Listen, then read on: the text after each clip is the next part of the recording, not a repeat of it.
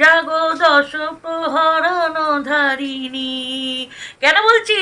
সামনেই বাঙালির শ্রেষ্ঠ উৎসব দুর্গাপুজো, আর এই দুর্গাপুজোতে মোস্টলি ওর কিচেন তোমাদের কাছে নিয়ে এসছে দুর্গাপুজোর দারুণ দারুণ সুন্দর সুন্দর রেসিপি।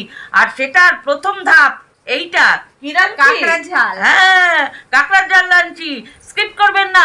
যদি ভালো লাগে তো আমাদের চ্যানেলটা সাবস্ক্রাইব করুন, বেল আইকন প্রেস করে দিন যাতে নোটিফিকেশনটা আপনাদের কাছে তাড়াতাড়ি পৌঁছে যায়, আর লাইক কমেন্ট শেয়ার করে দিন।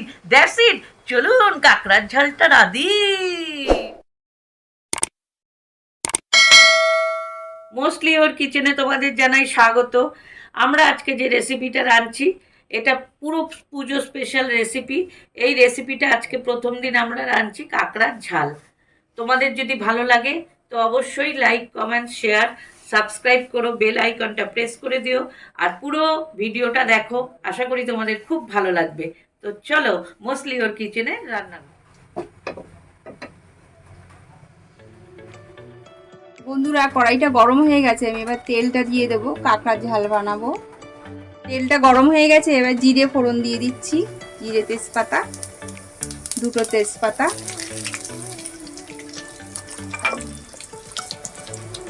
এবার আমি পেঁয়াজ কুচিটা দিয়ে দেব।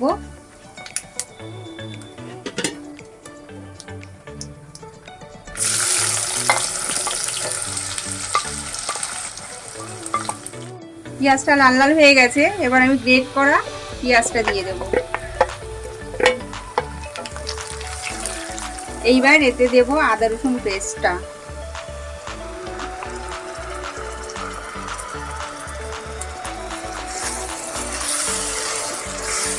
আমি এবার একটা পেস্ট বানিয়ে নেব। জিরের গুঁড়ো,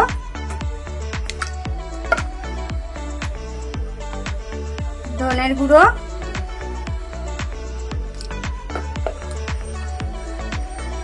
লঙ্কার গুঁড়ো,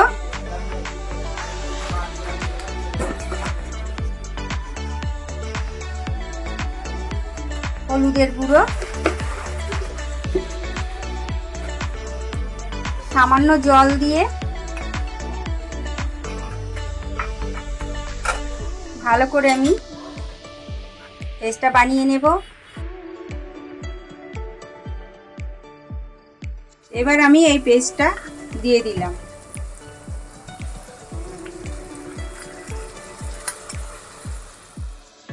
আমি মশলাটা কষাতে কষাতে এবার গোটা গরম মশলা দিয়ে দেব।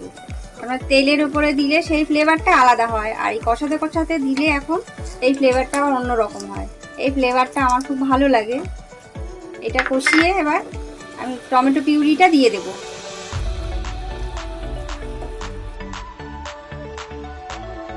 এবার আমাদের বহু প্রতীক্ষিত কাকড়া চলে যাচ্ছে কড়াইতে কষানোর জন্য। দেখতে থাকো।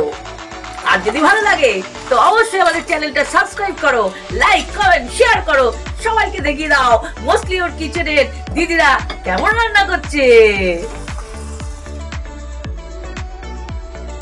এবার ভালো করে কষিয়ে নেব।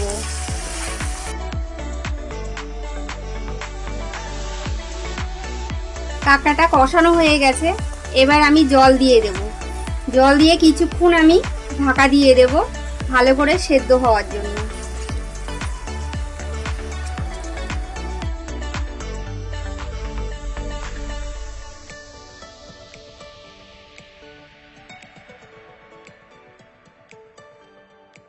কাঁকড়াটা আমাদের হয়ে গেছে, তেল ছেড়ে এসছে। আমি এবার বাড়িতে যে মশলাটা করি, ভাজা মশলা, সেই মশলাটা আমি দিয়ে দেব। আমি আগেও দিয়েছি এই মশলাটা। কিছু কিছু রান্নায় এই মশলাটা ব্যবহার করলে খুব সুস্বাদ হয়। এটা এবার আমি নাড়িয়ে চাড়িয়ে এবার আমি ধনে পাতাটা দিয়ে দেব। ধনে পাতাটা দিয়ে আমি ঢাকা দিয়ে রেখে দেবো। এবার আমি গ্যাসটা বন্ধ করে দেব।